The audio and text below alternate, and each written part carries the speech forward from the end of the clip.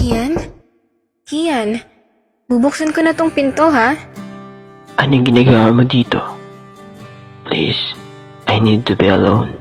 What's happening to you? Di mo ako nire-replyan. Ano ba kasing nangyayari ha? Wala na kami. Iniwan niya na ako, Shin. Hindi ako makapaniwala sa mga sinabi niya. Nasasaktan akong nakikita na ganun siya. Hindi ko maiwasang itanong sa sarili ko na bakit hindi na lang kasi ako. Hi, ako si Shin. 19 years old at kababata ako ni Kian. Sa panahon ngayon, siguro masasabi ng ako ang girl best friend niya. Halos lahat ng ganap sa buhay niya alam ko. Madalas na nga kami pagkamalang magjowa pero dead ma lang kami. Kasi hanggang kaibigan lang naman talaga. Hanggang sa isang araw, nagulat na lang ako sa sinabi niya. Shin, guess what? Anong guess what ka dyan? May good news ako sa'yo. High score ka ba sa quiz nyo? Or dinagdagan ng papa mo allowance mo? Or baka naman kasi balak mo akong ilibre kaya good news yan. No, Shin. Ano kasi? Pinayagan ako ni Chris na ligawan siya. Imagine. Finally, Shin. Finally. Hindi ko alam kung matutuwa ba ako o malulungkot sa mga sinabi niya. Yes, we're friends. But I'm secretly admiring him. Wala siyang kamalay-malay doon. As a friend, no choice ako kung natanggapin kung saan siya masaya. But, hindi ko ata alam na MU na kayo. Ewan siya daw kasi ng low-key na relationship Kahit na. Ba't parang galit ka? Baka naman sa'yo naligawan si Krista, di ba? Oo naman. Di ako galit, no ka ba? Congrats. Masaya nga ako Big boy ka na. Matagal na naman na akong big boy Sana, siya no? Pag naging kami. Sana nga. At di nga nagtagal naging sila ni Crystal.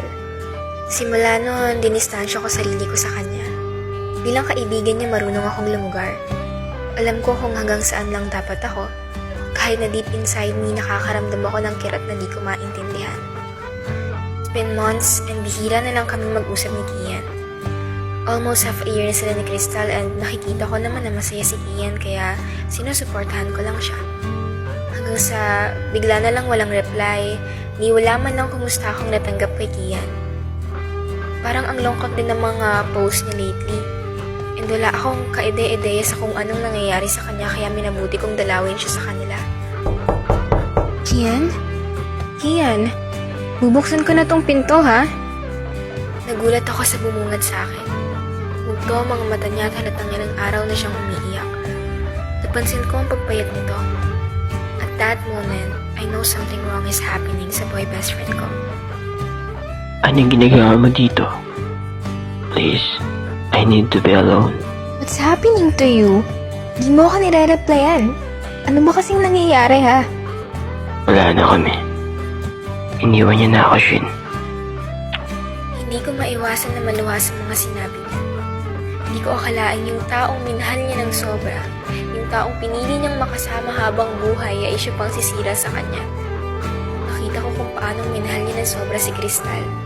At kahit di niya man sabihin, alam kong wala siyang ginawang mali.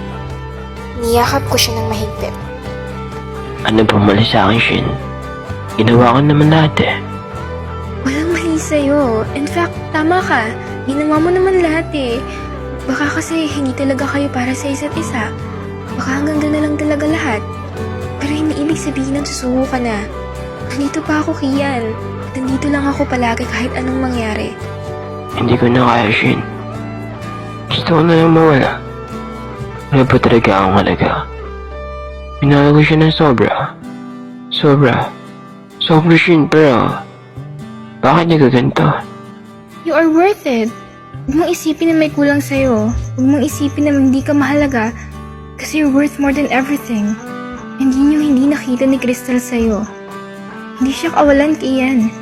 Madami pang iba dyan. Nandito pa ako. Yeah, nandyan ka kaso.